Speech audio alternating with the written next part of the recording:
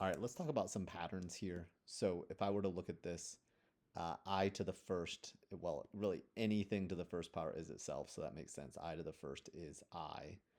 I to the second, we actually talked about this in the last video, because I technically represents the square root of -1. The square root of -1, I squared then would be the square root of -1 times the square root of -1, which would be -1. So that's why that's true.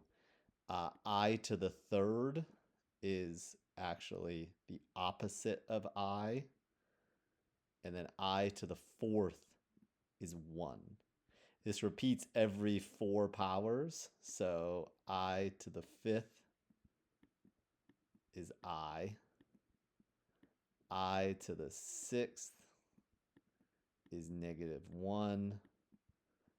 I to the seventh is the opposite of I.